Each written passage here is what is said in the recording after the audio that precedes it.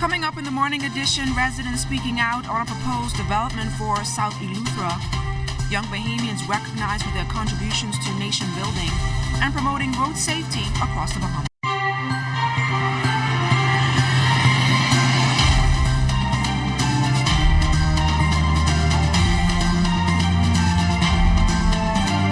It's almost the weekend. Good morning, everyone. I'm LaDawn Davis, and this is the Morning Edition. Thank you so much for waking up with us. You're looking at a live shot of our tower cam outside of our studios here on Rusty Bethel Drive.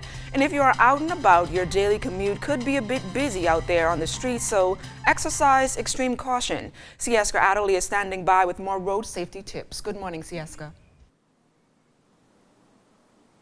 Good Thursday morning. This morning's traffic report, we're coming to you live from Shirley Street, a very busy thoroughfare commercially and also because it lies in between two healthcare institutions. But before we get to that, we're going to find out from Decore Bar from the traffic division if there were any incidents overnight before we speak about Shirley Street and what you should know when traversing through this area. Good morning, Corporal Bar. How are you on this Thursday morning? Good morning, Sieska. I'm good. Good morning, Bahamas. Good. Now, Corporal Barr, were there any incidents overnight that motorists should be aware of this morning? In the past 24 hours, we had a number of traffic accidents, non-serious accidents. We have one with injury that happened sometime yesterday evening where a driver of a vehicle collided into two parked vehicles. He received some injuries to the lower body and to the head. With that, we want to encourage motorists to, again, try not to do anything else but pay attention to the streets while operating a motor vehicle. So more than likely, it's safe to say that speed was a factor and distracted driving in that incident. Well, I can't say what the cause of that accident is at this time. That's a matter that's still being investigated by police. It would be premature to say at this stage. All right. Now, Corporal Barr, we are in the Shirley Street area, which is busy commercially. There are a lot of businesses on the street, and there's also two hospitals on the street. Is there anything that motorists should be aware of when traversing through this area? Yes. In this area, like you said, we have two of our main or major healthcare facilities. We'd advise motorists that we have some persons who may feel the need to do a bit extra speed or utilize their private vehicles instead of EMS services to get to the hospital. We'd advise you to, as best as possible, utilize EMS services. If it's a need or a situation where you can't, you still have to be careful and drive within the rules and regulations of the road, even though you have somewhat of an emergency. If an accident happened while attempting to get here in an emergency situation, you still could face some traffic charges reference to whatever it is that you may have done. Okay, now Corporal Barr, also as it relates to emergency vehicles, not only ambulances but also police cars as well, do you find there is a challenge with motorists actually pulling to the side and allowing these vehicles to move? It's somewhat a challenge not only in this area but in all the streets. We'd advise persons, once you hear an emergency siren or bell, don't take it upon yourself to think that, oh, we don't have any, or the police or ambulance doesn't have anywhere to go. They're just trying to get through traffic, whatever it may be. Just pull to the side and allow that vehicle to pass. Failing to pull to the left or to the side for a siren or bell is a ticketed offense. All right. Thank you so much, Corporal Decore Barr from the Traffic Division, telling you what to do when you're traversing through this area, in particular because there are two healthcare facilities, which means that emergency vehicles could be going and coming, and you don't want to find yourself in another emergency as a result of not pulling to the side for emergency vehicles. For now, back to you in the studio, LaDawn. Thanks a lot for those tips, Sieska. You're once again looking at a live shot of our tower cam outside of our studios here in Rusty Bethel Drive. And joining us live in studio on the Morning Edition is Chief Meteorologist Basil Dean with our weather outlook. Good morning, Basil. Good morning, Ladon. Well, Mike Kyle has weakened considerably overnight. It's now a tropical storm at 5 o'clock this afternoon. The center was located about 30 miles to the west of Augusta, Georgia. You can see that center circulation right there. And it's moving quite quickly towards the northeast around 21 miles per hour. But once it gets over the open waters of the Atlantic sometime on Friday, we do anticipate some intensification once again. And outside of our studios, partly cloudy skies, temperatures 79 degrees, relative humidity at 88%. We have south-southeast winds at 7 miles per hour. Your barometric pressure 1,013.0 millibars. That is 29.91 inches, and it is steady. Temperatures around the islands this morning, Green Tool Key at 77, also Marsh Harbor bringing in 77, 77 in Freeport, Grand Bahama, taking you into the Berry Islands, a little warmer at 81 degrees. In Harper Island, 81, Rock, Sunny Lutra, another 81. Otterstown, Cat Island, 80, and those 80s extend into Staniel Key, Camp Space, St. Andrews, also Fresh Creek in Central Andrews. More 80s in San Salvador and Rum Key, taking you further south, Betsy Bay, Megona, Acklands, Crooked Island, Clarencetown, Long Island, Ragged Island, all at 80 degrees, 79 in Machitan, Inagua, Turks and Caicos Islands at 81 degrees. And your boating forecast for today for the northwest and central islands, southerly winds at 10 to 15 knots, wave heights 2 to 4 feet. High tide will take place at 9:01 this morning, and the low tide around 3:25 this afternoon. For the southeast Bahamas, wind southeast 12 to 18 knots, wave heights up a bit 3 to 6 feet, so caution flags are in place for your boaters in the southeast Bahamas. And that's going to do it for your first look at weather, the morning edition. Stay tuned, your forecast for today and tonight is still ahead. Thanks a lot, Basil. See you later on in the newscast. Topping the news this morning, South Eleuthera residents expressed themselves loud and clear to Prime Minister Dr. the Most Honorable Hubert Minnis that they fully support the proposed project by the Disney company at Lighthouse Point in South Eleuthera. Disney wants to enhance the privately owned property for its cruise passengers to this country. Residents informed the Prime Minister why they believe the Disney project will give a needed and much anticipated boost to South Eleuthera's economy. The Prime Minister gave the South Eleuthera residents a timeline when government will make a decision. And I come to report tonight as an employee to hear how my employers feel so that I can take it back to my colleagues and make a definitive decision by next week.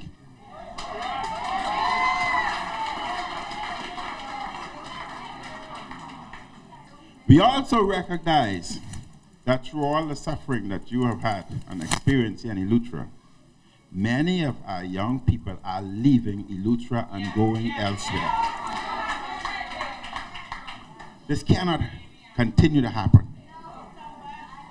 They do not have proper homes. And once jobs are provided, once we've made that decision and jobs are provided, then it's essential for you to have proper accommodation. South Eleuthera residents were also very pleased to hear about the government's educational initiatives from the Prime Minister. Going through this Bahamas, north to south, east to west, looking at your faces and seeing the stress and the pain and the suffering you've gone through. We have made a decision that every student coming from the Family Island who is attending the University of Bahamas will be given a $500 per month stipend to assist them with accommodation. Also this morning, the country's lead negotiator for the World Trade Organization Ascension, Trivago Lang, says joining the organization would ensure the Bahamas is able to benefit from economic growth prospects, help consumers realize cost savings, and provide new business opportunities in the international community for Bahamians. Another advantage would be to help to modernize the local economy, but Lang says officials also want to ensure that vulnerable Bahamian businesses are not hurt by the ascension to the WTO. When we're talking about the WTO negotiations, it's not a 100% conversation. It's because much of the Bahamian economy, as much as 80% of the Bahamian economy, is already operating under the rules and strictures of the WTO. It's a free trading area of the economy. Where we have the challenges is in those little areas of reserved areas for Bahamians and areas of manufacturing and farming where we have had some protective tariffs for a long time, and ensuring that they remain capable of producing and thriving in a WTO environment. Lang says customs duties have to be lowered for the Ascension, something Bahamians views as a positive step. However, he believes generally the Bahamas will come out on top joining the WTO. He also addressed a long-standing concern over foreign labor. The WTO has nothing to do with free movement of labor, nothing to do with free movement of foreign workers. Absolutely nothing. It's like saying because all these countries are in the WTO with the United States of America, they can just go to America to work. Can that happen today? It can't, because the WTO is not about free movement of labor. So that is one of those myths out there that I truly hope to God people will understand is absolutely just that, a myth. More than 100 young people and those who also contribute to youth development were recognized for excellence at Government House last evening. Governor General, Her Excellency the Most Honorable Dame Marguerite Penling, was on hand to present nominees of the 5th Annual National Youth Awards with their medals. A special presentation was also made to veteran educator Elma Garraway, who is being honored this Youth Month as a recipient of the Lifetime Achievement Award. Minister of Social Services and Urban Development, the Honorable Frankie Campbell, said the aim of the award ceremony is to show young people the value of their commitment to positive pursuits. As a nation, it is our responsibility to support and reaffirm them in their development, exalt them in their success, and award them for their progress. As these young people continue to bring about positive changes in the Bahamian society, we know that our present circumstances will improve and our future will be bright. The young people we see here today are a representation of what the young people throughout the country have to offer as a service to this great nation. Campbell says while each day society is bombarded with images of young people linked to negativity, this year's Youth Award nominees are the embodiment of positivity, success, and purpose.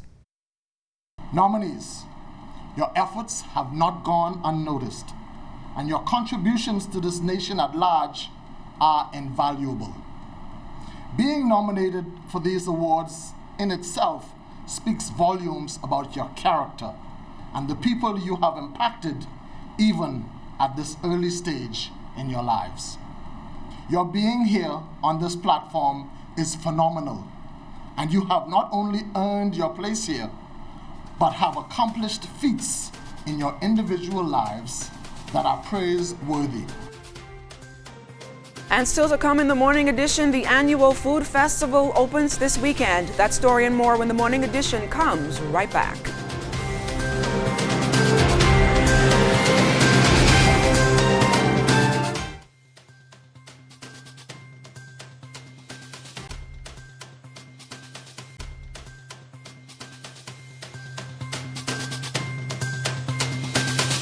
This weekend, thousands of Bahamians and visitors will get a taste of native and international scrumptious cuisine during the 23rd Annual International Culture, Wine and Food Festival at Botanical Gardens. For nearly 2 decades, the cultural festival has proven to be the largest of its kind to attract nearly 30,000 visitors, and it continues to show how diverse the Bahamas has become. Joining us live in studio to tell us more about this year's festival is Chairman Mrs. Janet Johnson. Good morning, Ms. Johnson. Welcome to the Morning Edition. Good morning, and it's Ms. Johnson. Miss Johnson.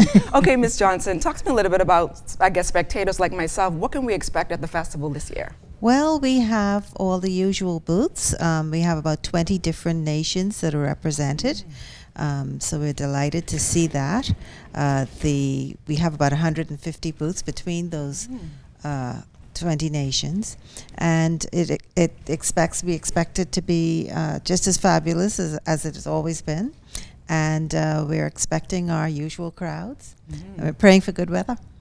And talk to me a little bit about any new vendors jumped on board this year compared to last year. We have countries like Bavaria. Well, that's German, but within the They're coming on board.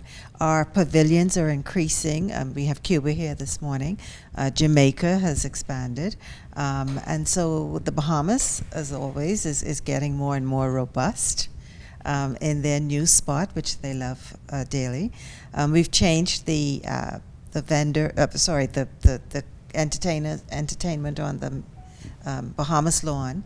We do a free concert that starts at 6 o'clock on Saturday night for 2 hours. And so we're going to have the Scorch Conch Band will be performing on Saturday night. Now, I know this is the 23rd annual food festival. Talk to me a little bit about the economic boost and I guess what have you guys been able to generate over these past 23 years? Well, as the festival grows year on year, obviously the fiscal performance of the festival increases. So it's a real good earner for the individuals that come to be a part of it. This year, we are honoring the Honorable Janet Bostwick, who was the founder of the festival back in 1995, and we are also going to pay tribute to the late James Catlin, who started with the Honorable Janet Bostwick back in 1995 and ran the festival to 2007. And talk to me a little bit about how many persons are you expected to come out at this year's festival? The usual, 25 to 30,000 people over the two-day event. Okay, we're also joined by Ms. Hernandez. Are you able to talk to me a little bit about what we can expect from Cuba this time around at the fest? Well, I'm so glad to be here and remind the public that Cuba will be the champion again. Well, we like to brag about, we have bragging rights, but more importantly because it gives us the opportunity to show the world what Cuba is all about. And that's what every country does. We give everybody the taste of what the country is all about. And it allows persons who do not have the opportunity to travel to have a little experience, and then also those who live away from home, give them the opportunity to feel at home away from home. It's wonderful to be able to taste the food. And then I have to give the high five to the festival committee because of the new regulations. You know your health is not at risk. You know that the vendors have been vetted and trained, and I like the competitive aspect of it also because it makes the festival very colorful. It makes it unique. And I think it's continuing to be a wonderful event for the Bahamas, and I'm very glad to be a part of it. Talk to us about some of the food that's expected to be on display for Cuba this time around. For Cuba, well, I can personally tell you that I already tasted some of the black beans. But we do have the traditional white rice, black beans, the roast pork, the black bean and rice, the chicken.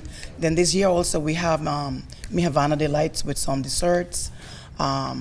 So we have the traditional food sponsored by International Culture Limited. We also have this year different types of bean soups, etc. And as always, we have the drinks and the mojitos with the arts and craft and the colorful environment. Of course, other countries are also bringing new elements. I've seen some colorful items that I'm sure I'm going to purchase. So you never know if you get a gift for Christmas. And how important is it for Cuba to actually be at the festival and promote their culture at this fest? Well, this festival is very important for Cuba, mainly because Cuba's Culture Day is on the 20th of October. So the festival is normally celebrated around that national celebration that we have. And it gives us the opportunity to also do exchange with the university and then different outreach programs through the Cuban embassy. It's very important, and then we take it very seriously.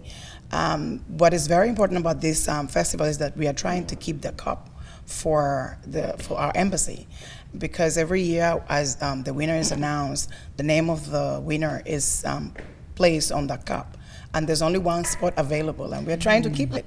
So hopefully we can. Thank you so much, Ms. Johnson and Ms. Hernandez, for joining us here on the Morning Edition, and best of luck to you guys on your festival this year. A pleasure. Thank you. In other news, the Ministry of Transport and Local Government continues its nationwide initiative to promote road safety. Another junior road safety officers training and induction seminar was held in Eleuthera yesterday.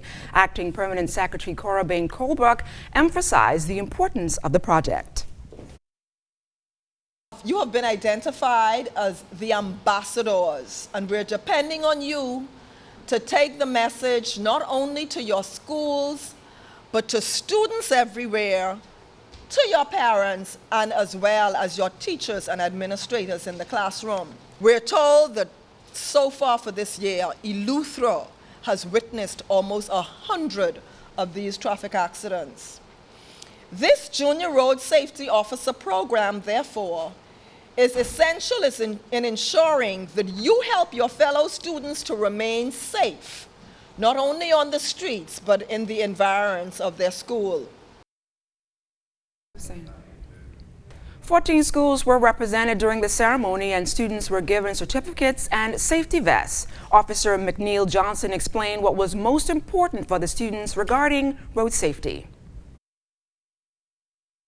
Road safety practices in terms of how they utilize vehicles, how they are supposed to walk on the streets, and we're going to give them a brief insight on possible accidents and traffic offenses various persons can be reported for. Well, moving forward, we are now going to work hand in hand with the schools and especially the junior road traffic officers. We have been making our presence visible as much as practicable, given the quantity of schools we have on the island. But Now, Fisher, I know you always get on us in here in the newsroom that we love to eat. Are you going to be taking part in the food festival this year? I'll be there Saturday and I'll be there Sunday and I'll be enjoying just about everything. But today you're going to have a special treat on sports. We talked yesterday we had the males on, today we're talking to the females of the World Junior Championship next week. And then Sieska, she wants somebody to put some kicks on me, so she brought in a special kickboxer this morning. He's also going to be here this morning and he's going to give me a good workout. That story and more ahead in sports.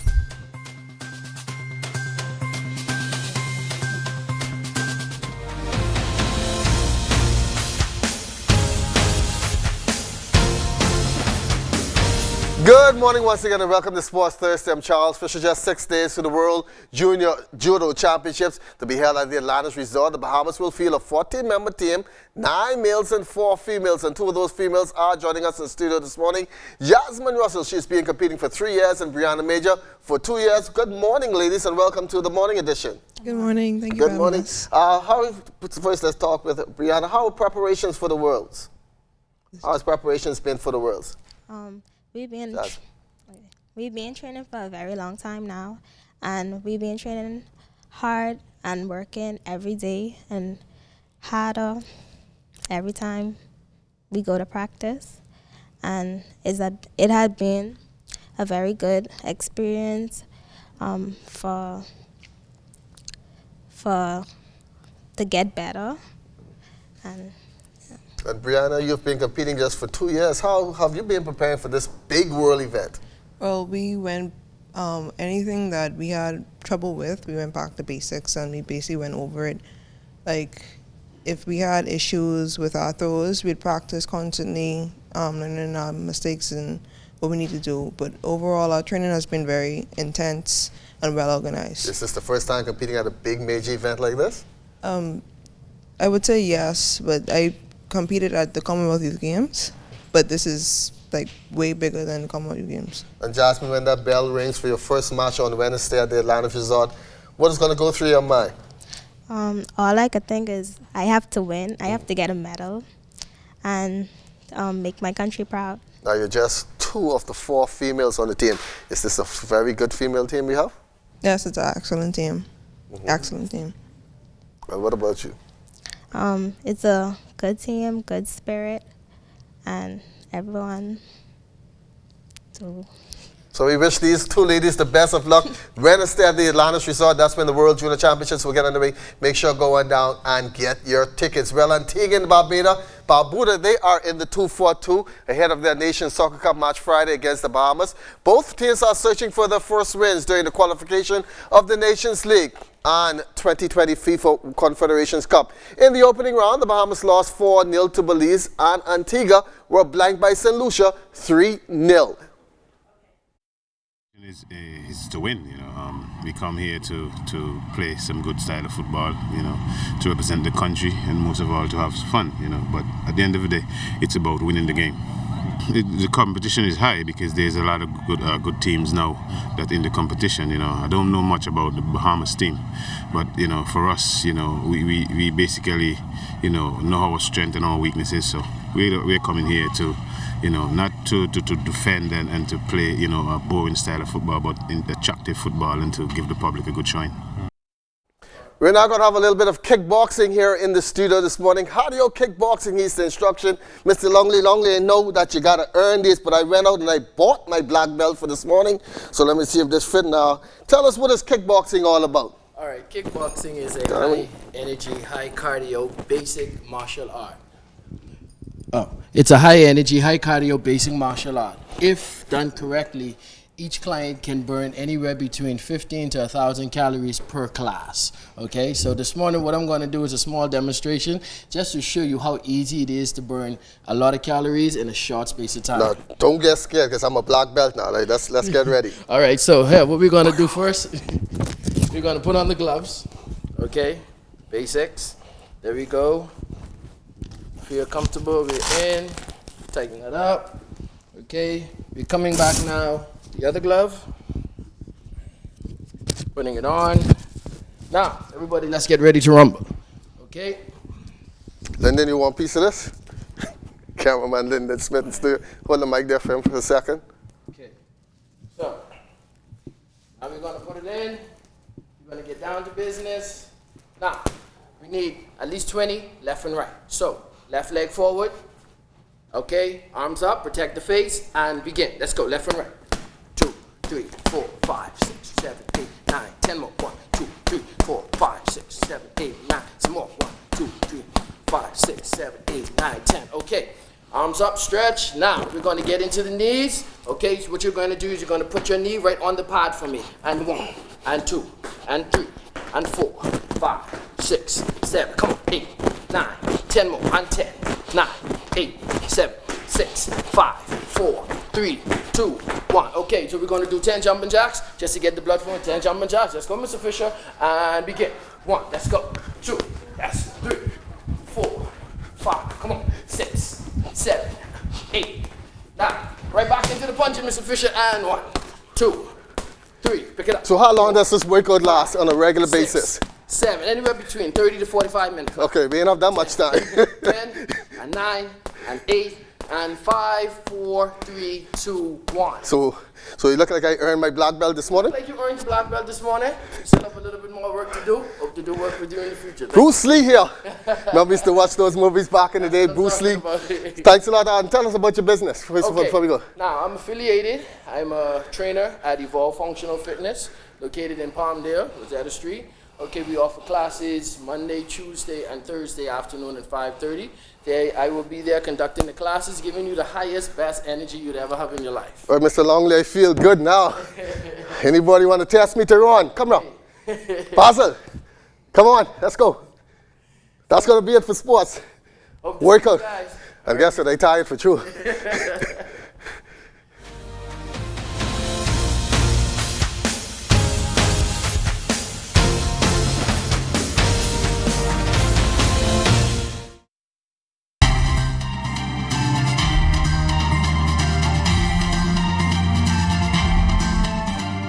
In our final look at weather, Michael now a tropical storm, maximum sustained winds around 50 miles per hour, but we anticipate some intensification on Friday once it gets over the open waters of the Atlantic. And the track will take it northeast rather quickly at around 21 miles per hour. And for our weather for today, we're looking at periods of clouds and sunshine, but there will be some showers lurking around, particularly during the morning hours. An isolated thunderstorm also very possible. 87 degrees for your high temperature, and tonight, partly cloudy again with late night showers developing. 76 degrees for your low temperature. And the extended weather forecast, showers continuing right into Friday. Saturday morning we should get some showers as well. Should dry out a bit in the afternoon heading into Sunday and the early part of next week. LaDon? Thanks a lot, Basil. And that does it for the morning edition. Thank you so much for waking up with us. Once again, I'm LaDon Davis. See you right back here tomorrow morning.